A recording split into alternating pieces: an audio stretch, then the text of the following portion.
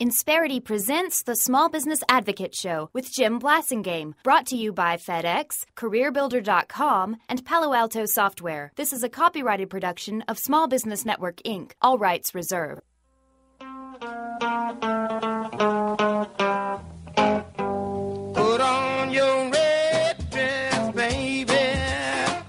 Lord, we going out tonight. Welcome back, 23 after the hour. I'm Jim Blasingame. Thanks for staying with me. Hope you check out my website when you get a chance, smallbusinessadvocate.com. Don't forget to subscribe to my free newsletter. Lots of stuff there that will help you with your small business. My blog, the archives, the articles, the Brain Trust members, et cetera, et cetera. And don't forget to take our poll question, which is right on the homepage. Every week we ask a different question, and we'd like to know what you think. And we'll report back to you how things turn out. But also, when you click your answer, you'll be able to see how their poll's going so far. So check that out at smallbusinessadvocate.com, smallbusinessadvocate.com. And also, if you're on Twitter, I'm at Jim Blasingame. Nancy Duarte is our guest, D-U-A-R-T-E, if you're Googling her. She is the author of Resonate, Present Visual Stories that Transform Audiences. I like to think of transforming suspects into prospects and prospects into customers. And that's Duarte.com, right, Nancy?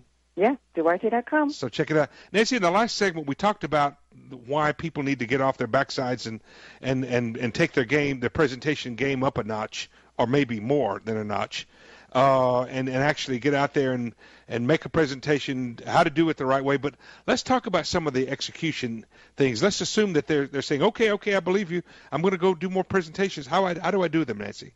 Well, that's a big question. I always start analog. I start by sketching out on sticky notes. But first thing you have to do is start to think about the audience. So often when we're the star of the stage, we feel like we're the star of the show. Therefore, we think we're the hero in the movie that's going on. You mean like a talk show? I mean, like a radio talk show host? Okay. Yeah, or like if you're presenting on a stage, or if you're presenting, right.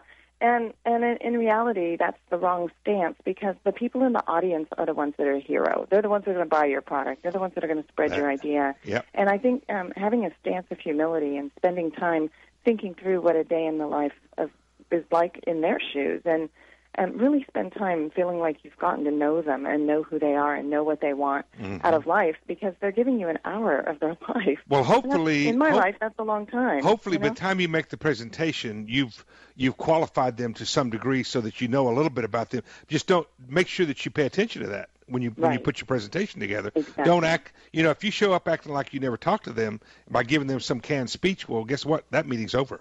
Exactly, and I think that's the point. And to make it more personal, more meaningful to them, it means thinking a bit about what's on their mind. One of the things you talk about, or you call it the 5 types of star moments. Mm-hmm. Talk to us a little bit. What is a star moment? A star moment is an acronym for something they'll always remember, and every presentation can have one. It can be a phrase that's so meaningful and so poetically done, like Martin Luther King. I would say his star moment was the I have a dream stanza that he used. It could be a little dramatization to really get your point across. It could be something very powerful, a demo of your product. It's just something they'll never forget. Is it possible that a lot of star moments just happen, that you couldn't predict them, but you have to be ready for them and seize the moment? You have to be ready, yeah. They don't happen without some planning, because sometimes you might have to bring a prop or be completely prepared. But I do believe that the best ones are planned.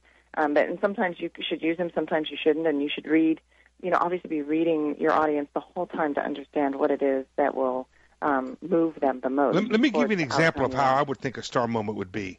Mm-hmm. If you knew that a prospect that you're going to be presenting to was committed to a certain thing, liked a certain thing, this was their big thing that they were worried about the most. Mm-hmm. And you came up with an idea that you would put in your presentation that would connect with them for that one thing that was really on their mind.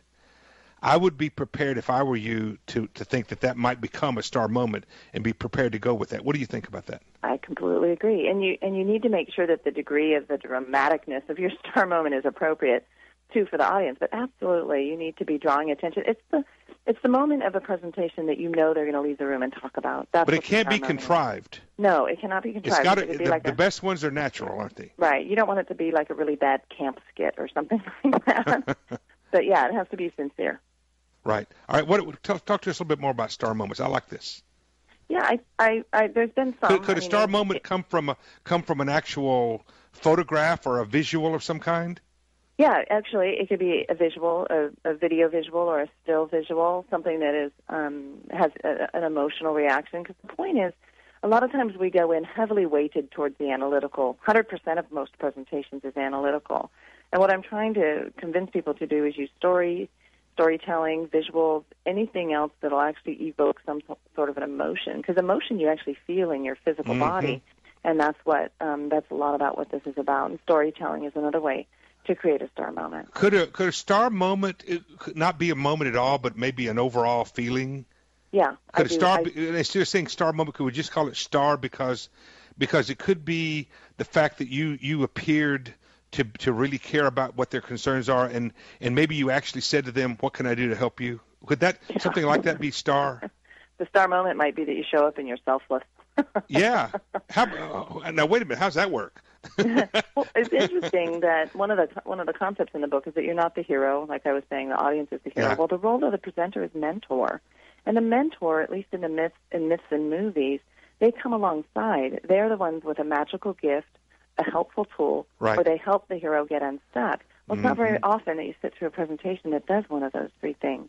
So just if they leave the talk feeling like, wow, I'm different because I have this new tool in my tool belt, that's something they'll always remember too. Well said. Nancy, give us the website one more time, please. It's Duarte.com, Duarte. And the book is called Resonate. It's available wherever books are sold? Yes.